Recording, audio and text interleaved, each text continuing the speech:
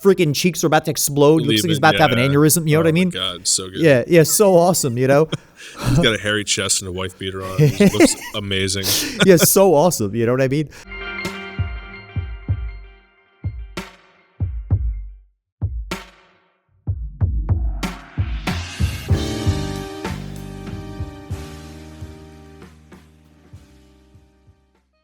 I think the fact that you're doing what you're doing now is like awesome, honestly, after like years and years of talking about, finding a way to like capture all your music and get it out there for people to see, because there's such a variety of it and it's like such cool stuff. It deserves to be like shared, you know? And, I think, you know, a lot of what you're doing with this is right. As we kind of discussed it, it's about more than just performance, also like the composition and the production, and right, like also kind of like, I can't help but thinking of you after just watching the stuff you've done for years as like a band leader, you know what I mean? Right. I'm looking at notes here and I literally have the word jazz in like quotes.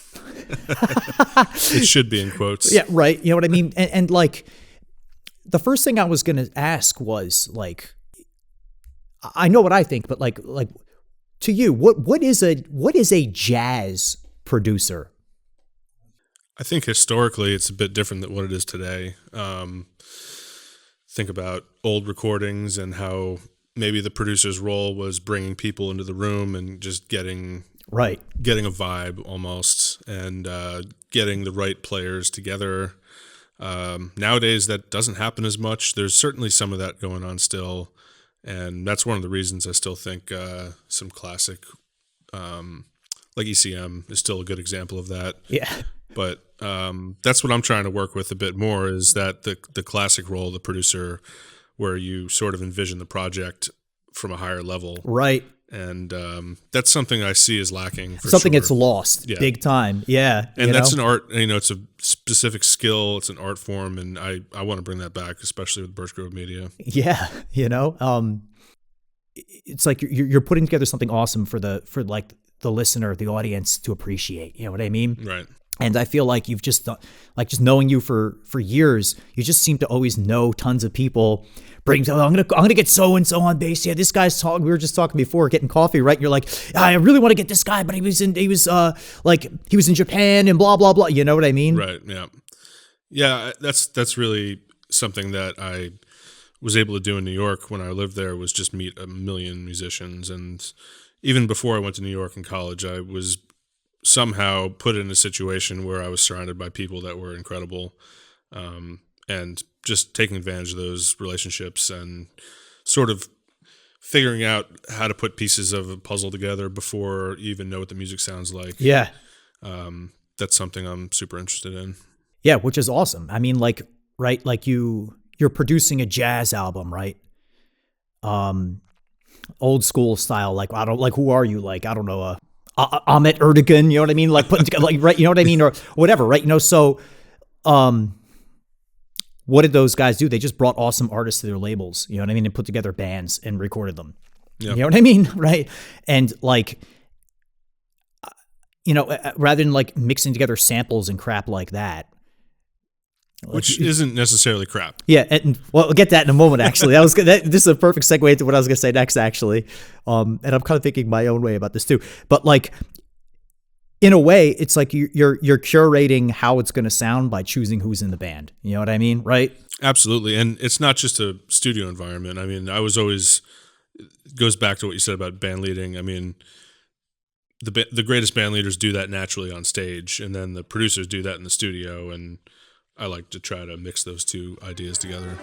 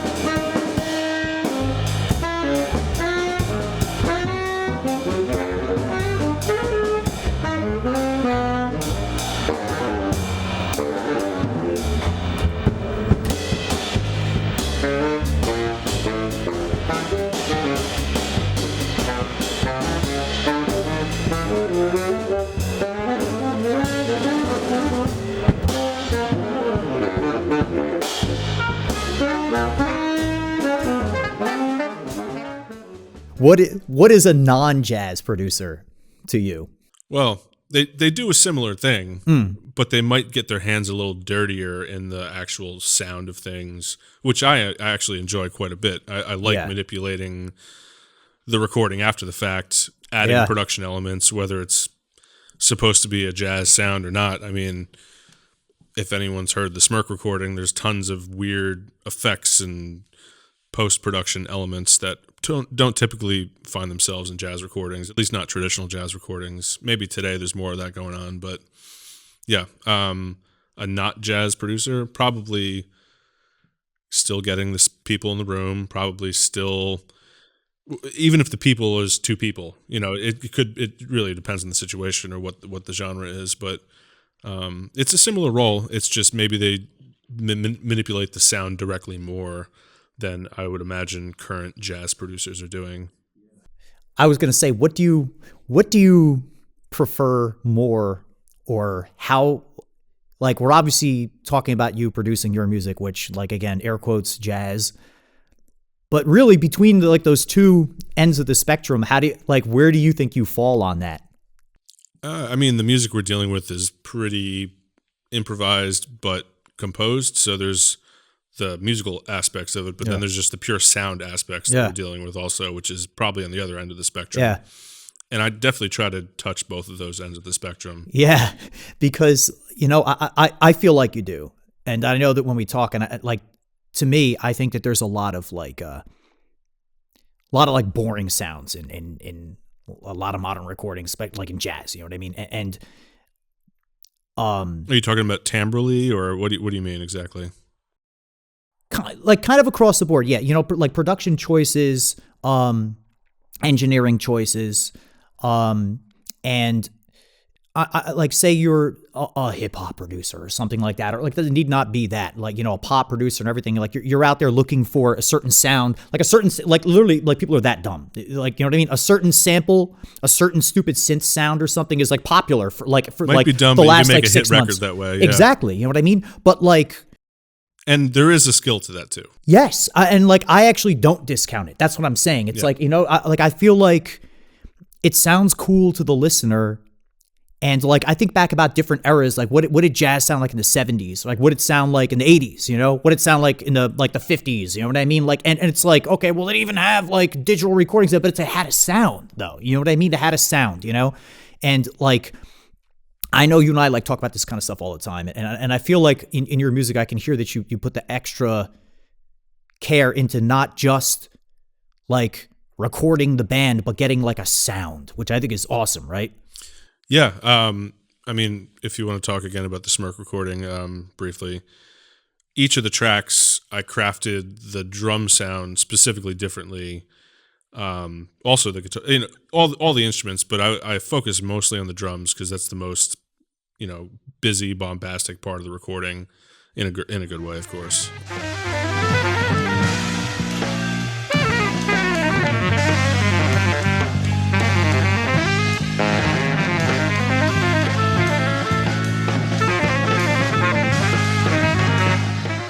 I've always was a huge fan of Quincy Jones since I was a kid, actually, just because I loved his compositions and just how he could apply himself to so many different, I don't want to say so many different genres, because to me there's a lot of overlap, But he's touched a lot of genres though. Yeah.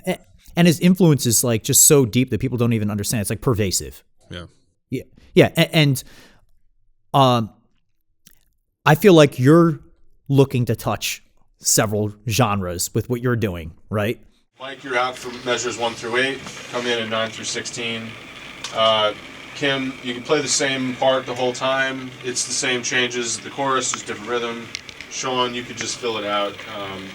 Just sustainy kind of stuff. Yeah. Well, doesn't he come in with the line, the chorus line there?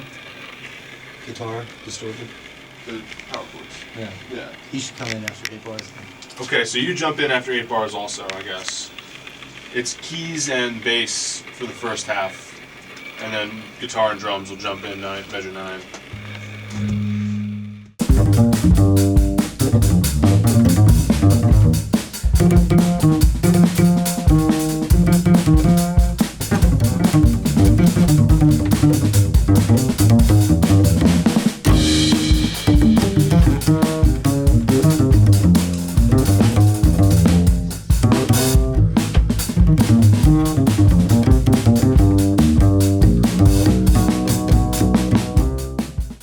I would like to. I mean, we're talking about a specific recording that you and I are scheming on right now for the future, Birch Grove Media recording. It's going to capture an old band of ours, and we'll see how soon that comes out. But yeah, it's definitely not jazz, and it's in the Quincy umbrella, probably on the more avant side, but still in that realm. Yeah. And you know what I mean? And the question I had for you is like, how far away from jazz are we willing to go with Birch Grove Media? Like how far away from what, I don't know, Joe Blow thinks of jazz are you willing to go with it? So we'll loop the whole 16. The first 8 is just Kim and Trevor, and you guys all jump in for the second half, and Mike, just do a fill every time and it should line up. So let's give that a try.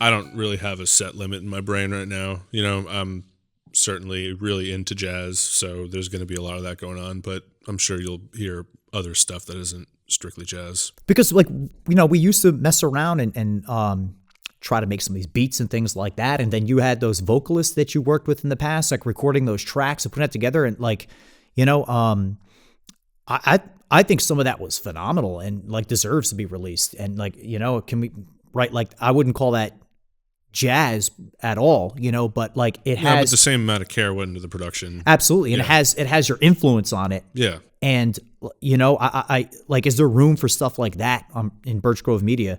I don't see why not, but right now, the way my brain's working, I'm just kind of enjoying some jazz again. So I go through phases Okay. of, you know, Yeah. different tastes, different things I'm listening to. How many like stored older recordings do you have that you think that you could that you could bring out and publish?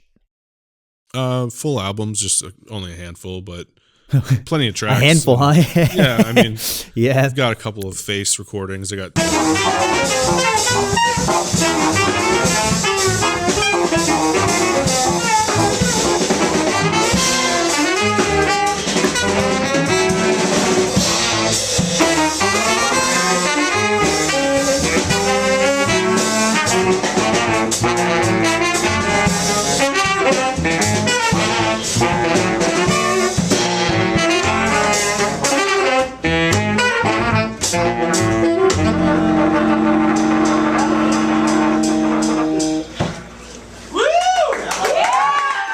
two recording sessions of face. Yeah. I've got an old Actually Yeah. album that I need to re-release.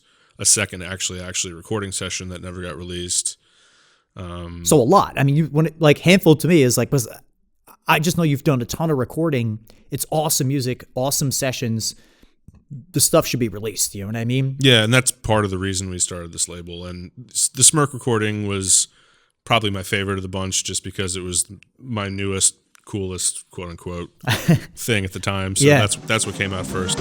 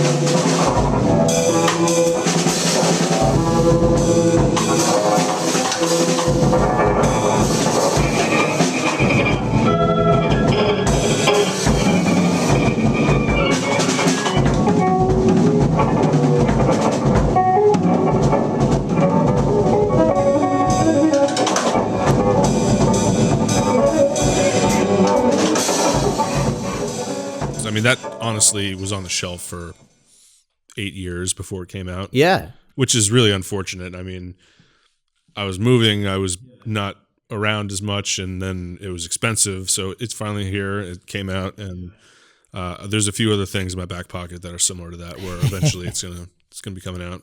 That's awesome. You and I, we often talk about sounds like, oh yeah, I love how the bass sounds in this, and I hate how they used to do it in this kind of thing, and like I hate how this happens now. I mean, I love the way that when you engineer things, when you mix things, the result that you get. I mean, how would you describe your approach to that, or like the kind of sound that you go for? Well, I do find that a lot of jazz and modern jazz is missing that punch and that loud bass, yes, loud drums. It's sort of just washy, and it's like it's EQ'd to fucking death, right?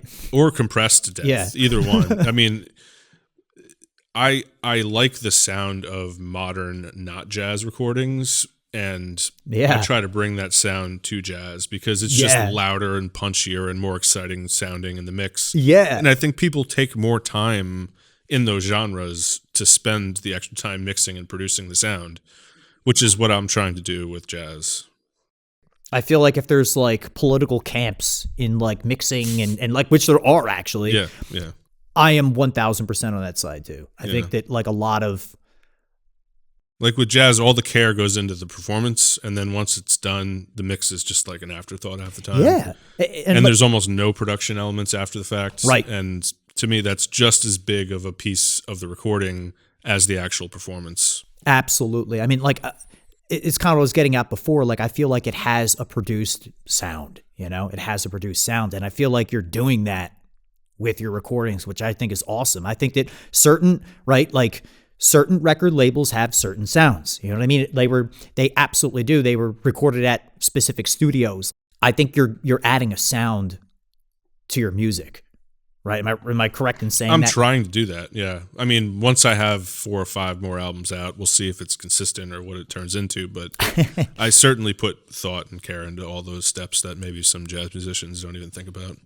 There's labels like put out stuff now. It sounds like they just have some kid like mixing it in his like bedroom. You know what I mean? Yeah, and I wonder sometimes these mastering jobs, if it's just like an AI plugin that masters it for them or whatever. Yeah. I mean, maybe it's not. Maybe it's some guy sitting there with headphones and $20,000 speakers, really doing a great job. But sometimes I can't tell. Yeah, you can't tell, because like you listen to the end product and it's just whitewashed and boring, and like you can't help almost wishing for like a good bootleg or like a live recording of it that with you some make energy. Yeah, dynamics.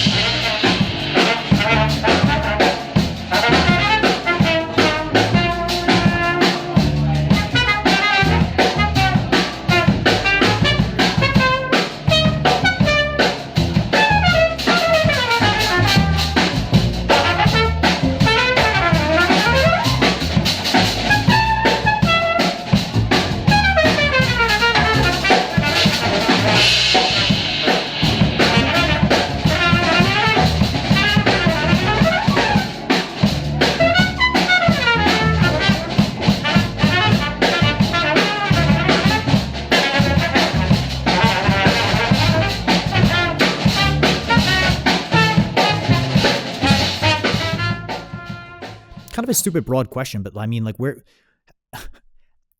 how would you describe yourself as a composer? Super huge question. Let's just start there. Yeah, that's a lot, but Yeah. I don't know. I try to compose for a specific group of people each time.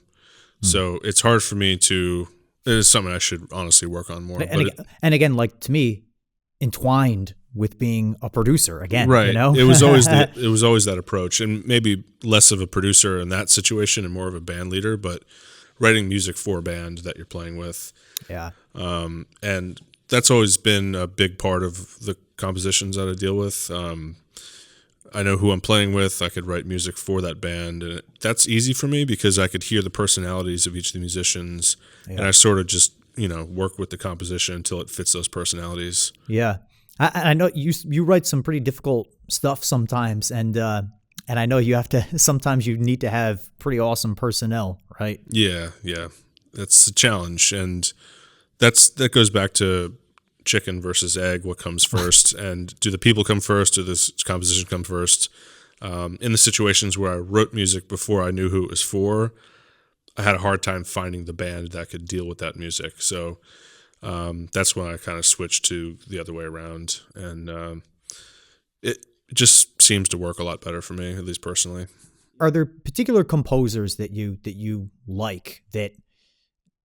I mean, I'm trying to think how to answer it, and I'd almost be annoyed if somebody asked me this, but it's like, but that kind of like match up to what you're doing now.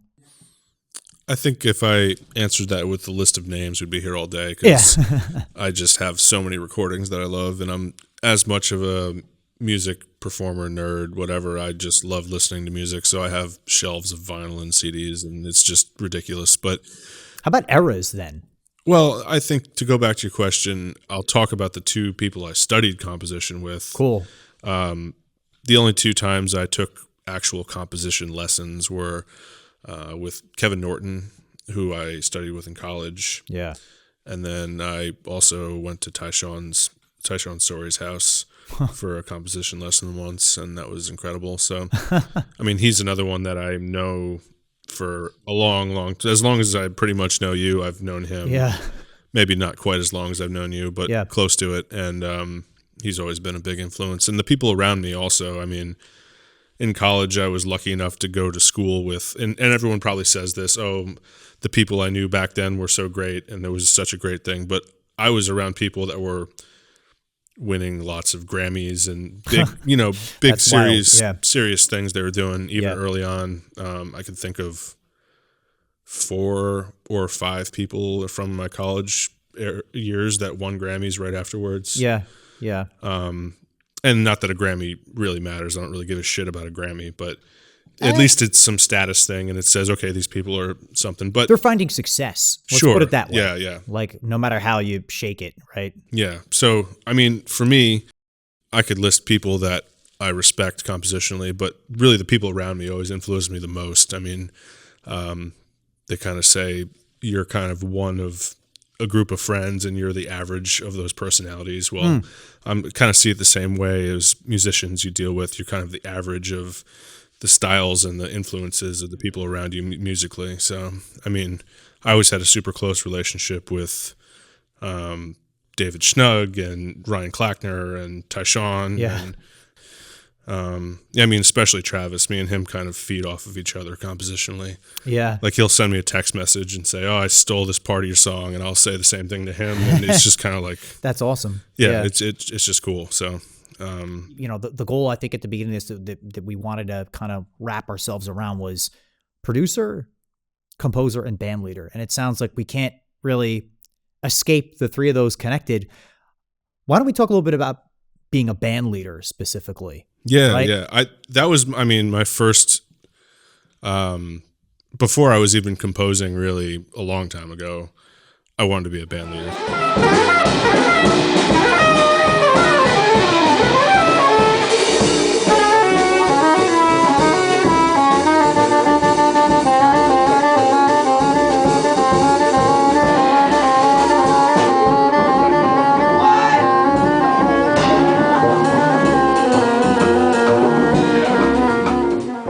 But for band leaders, I mean, people always cite, great band leaders like Miles Davis or, other cliche references. But, I mean, people like Archie Shepp are great band leaders, and people like Roswell Rudd and lots of old 70s bands come to mind. They were Carla very Bley. very entertaining, Yeah. They entertain the listener very, very well. Absolutely. All those people, you know. So band leading to me is just sort of, can you get a group of people in a live situation all on the same page, all responding to what you're doing? Maybe there's something going wrong and you have to get them all back together. Can you achieve that successfully? You just have to sort of look and move and say, react to a live musical situation.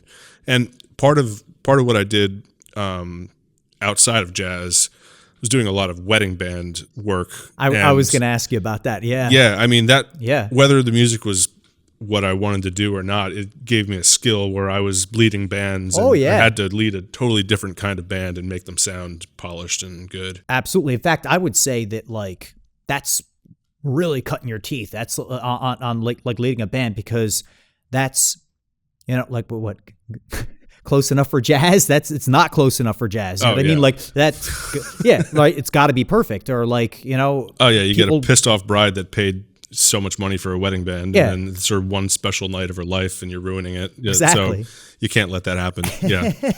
Yeah. I mean, I got the biggest kick out of the fact that you're just some kid like leading wedding bands. You know what I mean? Where it's like, how did that ever happen? You know what I mean? It's like some old school shit. And like, I was, the second guy in charge. Well, I wasn't about the second guy, but I was a guy in the band for a while. Yeah. And then I was leading the horn section, and then the band leader realized I could lead things. So he's like, "Oh, you go do this gig without me." So he'd put me out with another guy, and we'd lead the band together. And then eventually it was just me. And yeah, it was a wild experience, because you had to manage not just the band, but the people in the room, the personalities, the maitre d's, the families, and it was a lot. So getting through something like that makes me appreciate only dealing with the band on stage instead of like the entire event. That's awesome. Yeah. I mean, that always really impressed me. And it's kind of sad that like, that's the impressing thing for like, like an observer, it's like, geez, how is he able to do that? Where it like completely ignoring like all this like artistry on the side, but it's just the fact that it's like, you look at that, it's like, oh my God, like this super professional thing, blah, blah, blah. You know what I mean? And yet like, it's just something you kind of like picked up like casually, like, on the job training, you know what I mean? I don't think anybody's cut out to do that. You know what I mean? Quite frankly. The part that was easy was manipulating the band and doing the music part. Yeah. And then the part that was hard was all the other bullshit that went with it. So like I said, I'm glad I'm not doing that anymore, just because it was too much drama, but it certainly taught me some things.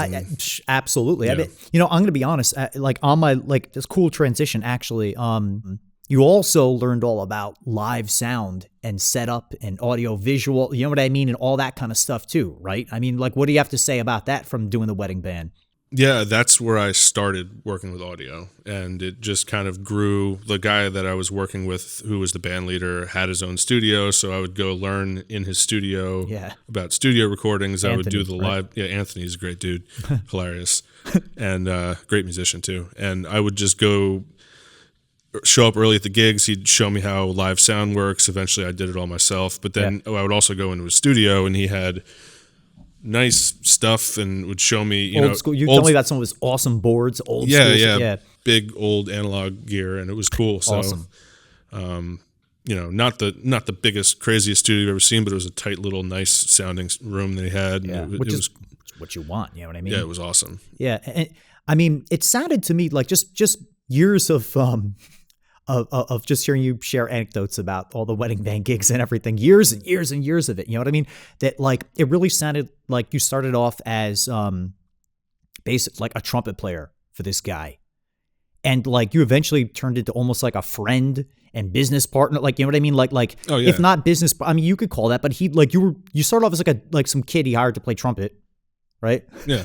And somehow, a couple of years later, you were like leading a second band for him, leading his musicians.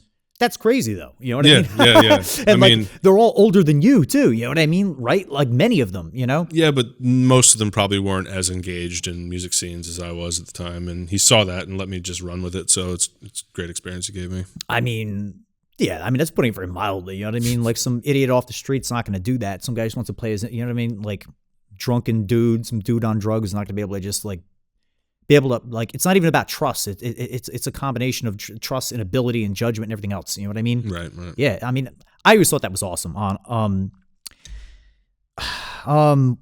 We didn't really talk about playing trumpet too much, though. It's because sometimes it's an afterthought for me. Yeah. We didn't really talk too much about that. And, and just getting back into the, talk about the wedding band saying, hey, you're just hired as some kid playing trumpet in college. Like, it's kind of a reminder. It's like, that's actually kind of what you are at your core. You can't run away from that. I mean, why don't we talk about that a little bit? I mean, your journey through that. Yeah.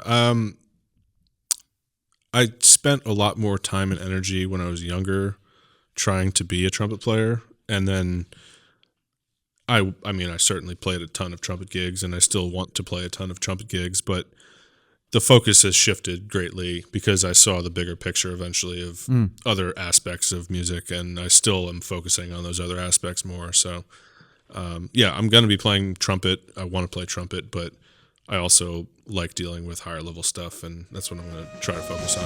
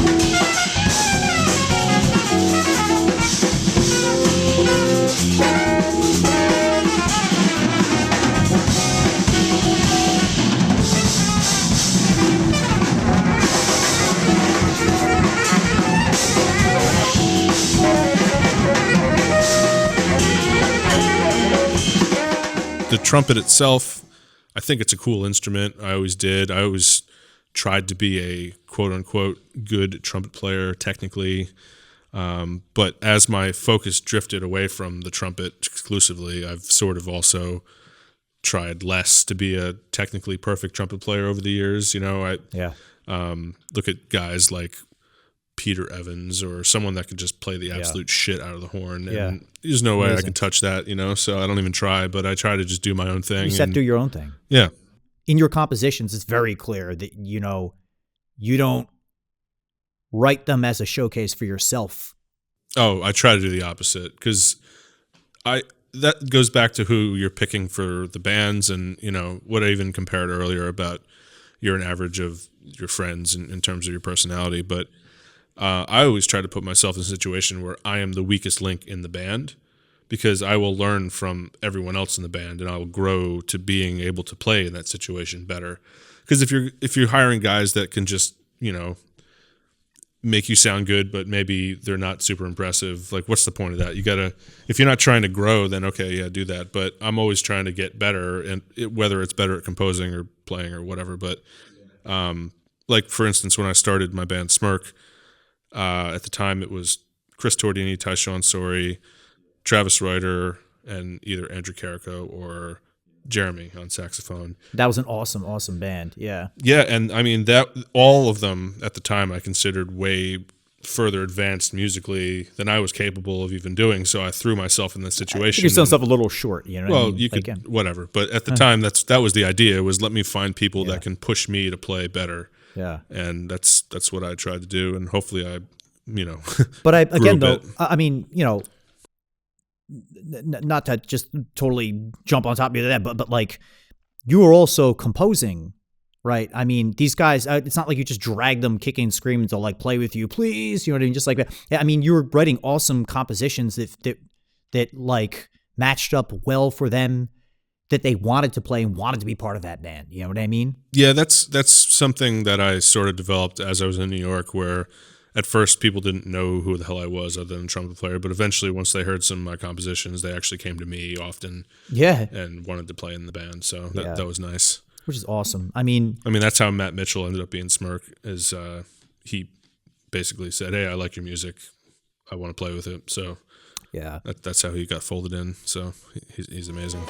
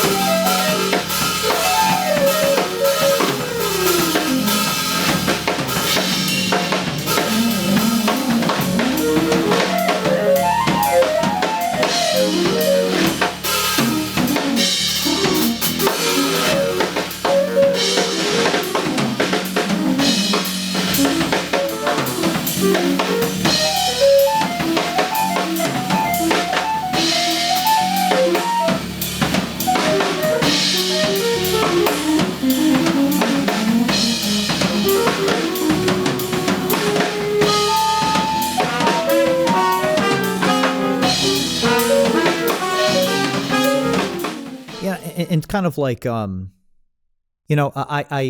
from just knowing you, I mean, again, it kind of goes back to like the composer thing, and like we're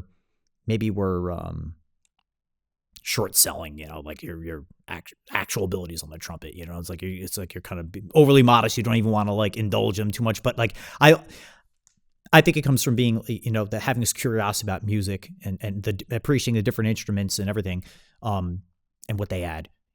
But like, I feel like you're very much like a multi-instrumentalist as well. I mean, would you go out on stage and play like piano or bass? I know you wouldn't do that.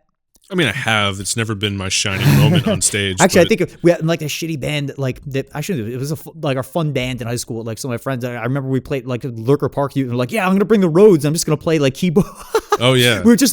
I think that was the summer I bought the Rhodes. The cops came. Yeah. Oh yeah, the cops. Yeah, came. But like,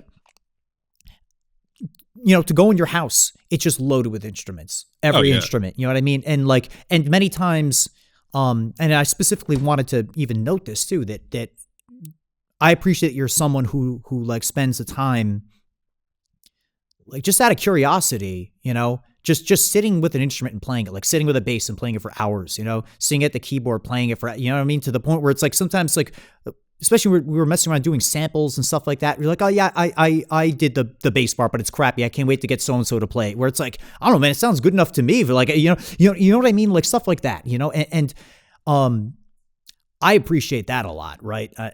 Yeah, I always thought it's better to write for an instrument that you could at least play a little bit so you can understand it, and that's super important to me.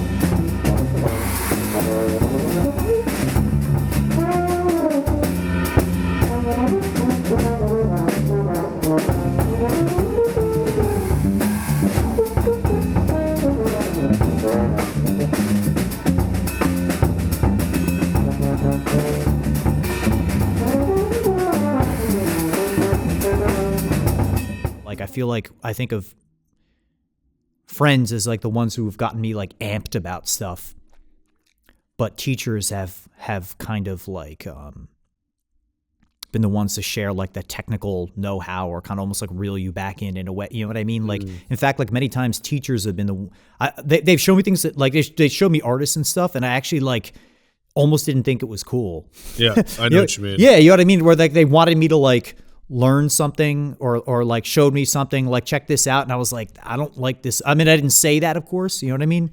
But like, pretty almost all the stuff I thought was cool came to me by my friends. Yeah. You know? Yeah, I think I've had a few teachers that actually brought me some cool stuff to check out, but it has been a similar situation where it's the technical aspects. Yeah. And like, it's not intentional. Like, you know, I never approached it that way. Like, and it's just thinking about this in hindsight right now, that I feel like that you need both almost in a way, you know? And they fill the gaps in each other, you know? Yeah. Like you say, you're the sum total of those who are around you, right? Or the average. You're the average, yeah. Okay, sure, yeah. Yeah. Just like a group of friends, you know what I mean?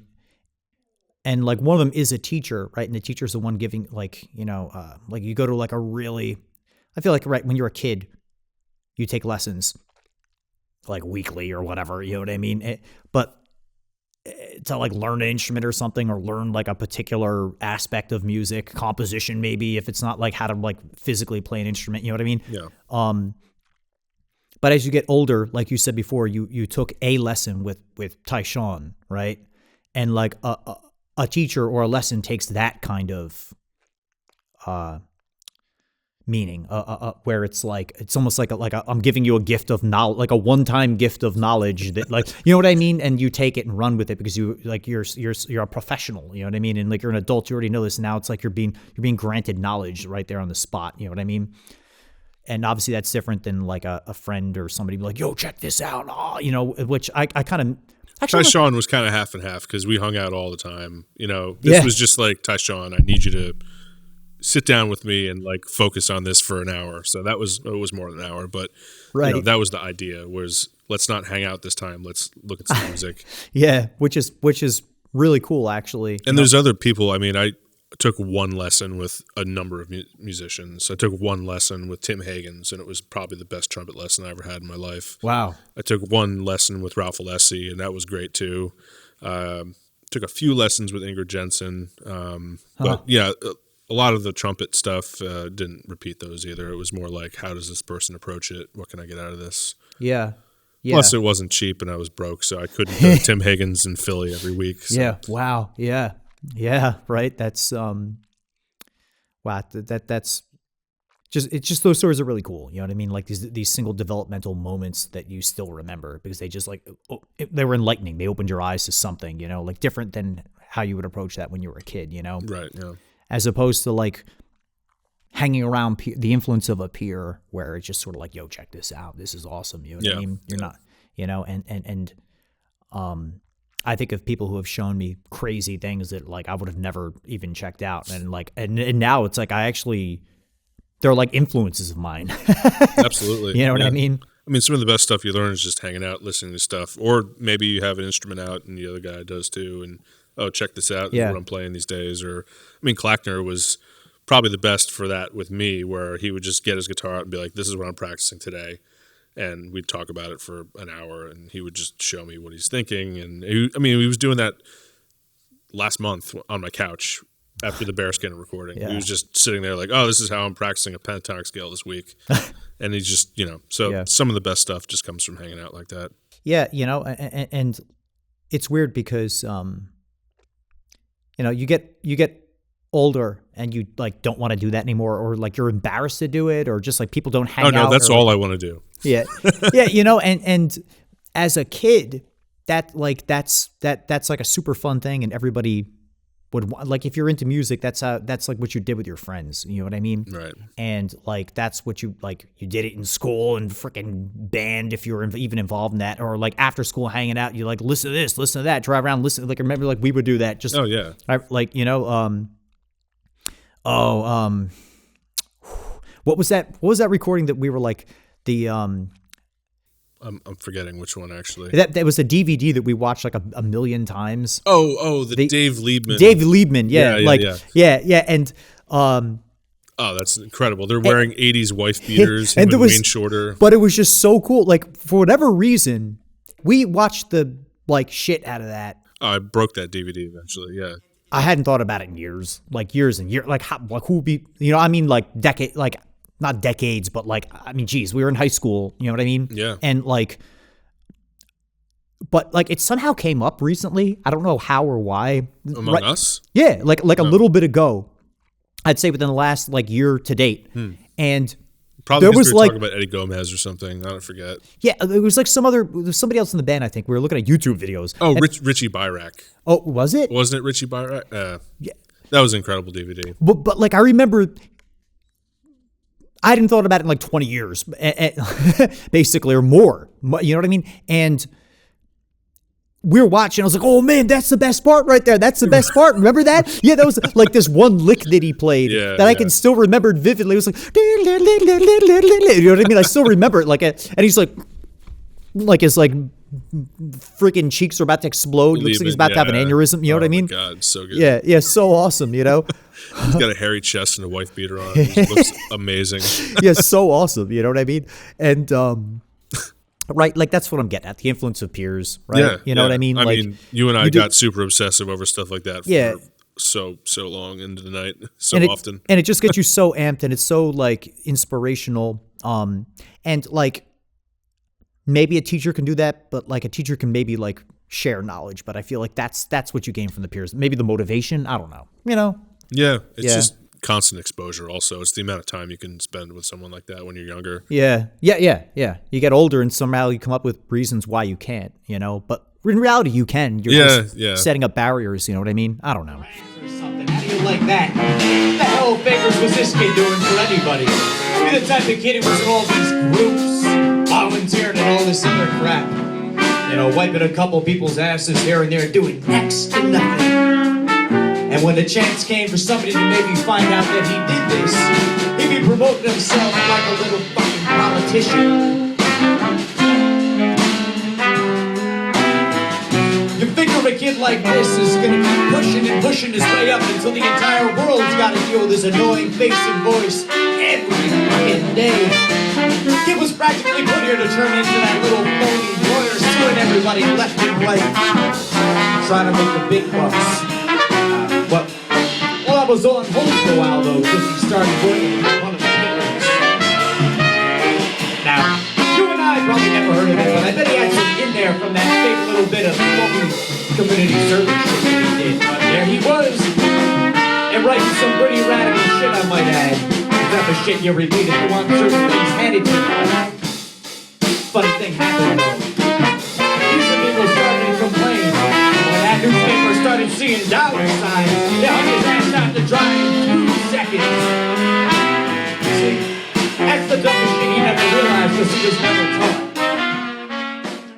What was the worst moment on the worst gig that you've ever been on? We'll wrap it up with that. Well, we talked about the wedding band earlier. I can remember a number of nightmares on those gigs, but I mean, there were times when I had to get the lead singer out of the bathroom to stop puking to sing a song, and then he wouldn't be able to understand what I'm saying, and I'd start the song and maybe then realize how drunk he was after the song started, and then there's that type of thing. But then there's also the gigs where you're sitting in traffic for so long that you miss the entire gig. Oh my God, yeah. There were multiple times when I'm trying to leave Brooklyn, going through Manhattan, Holland Tunnel, and you're just watching the traffic light, red, green, you don't move. And then you're sitting there for 4 hours and you're supposed to be there like an hour ago. Oh man. So those might be the worst gigs where you never actually make it to the gig. Oh my God. But, yeah, I know what you're talking about. Yeah. You know? So, I mean, that wasn't a very funny anecdote. Maybe the guy that can't sing real, is though. wasted. But yeah, the gigs that are the worst is the ones you completely miss for reasons that aren't your own. It's not like I didn't leave 6 hours early for that gig, but I still didn't make it there. You know, Yeah.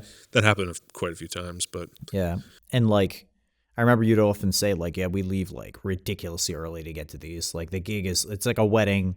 You What treat time it you as an setting up? all-day. Like 5, 6, but it's like you're leaving at like 8, like crazy. You like, treat it as an all-day commitment, or else Yeah. you risk that, Yeah.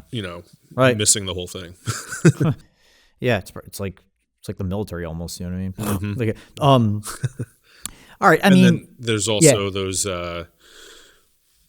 like we played a Jewel Thief gig once in a basement in 2007, maybe, when we started the gig at probably 2:30 in the morning, and by the time we finished, everyone was so either wasted or tired or just like we were just playing to an empty room by the end of the show, and it was probably 3:15 or 3:30 by the time we realized that nobody was in the room except the band.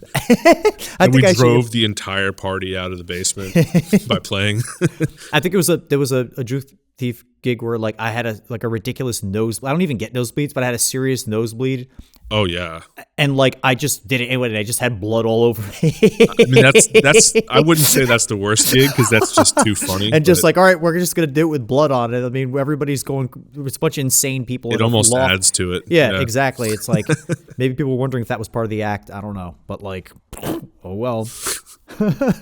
All right. So I mean, just to recap, Birch Grove Media. I mean, obviously it's a podcast. Hopefully people, watching or looking to check it out. I mean, how can people find it online or elsewhere?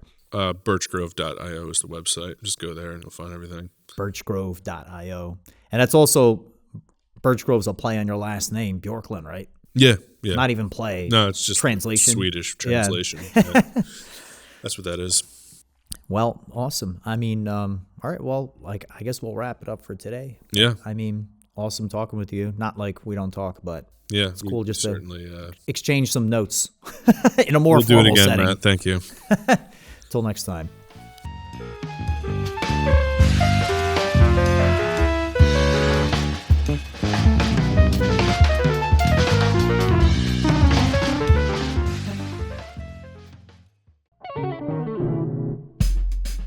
If you enjoyed this podcast, please visit birchgrove.io. It's the home base for our record label, Birch Grove Media. You can buy a vinyl record or a digital album and sign up for our newsletter where you'll receive notifications about future events and releases. Also visit podfuelmedia.com. I'm one of the owners of this company, and if you like how this podcast was produced, we do that for our clients: audio, video edits, syndication, consulting, and startup for a new podcast. So book a call with us and we'll get your podcast going right away. You can also go to buymeacoffee.com/Birch Grove Media and leave us a tip if you'd like. Thank you very much.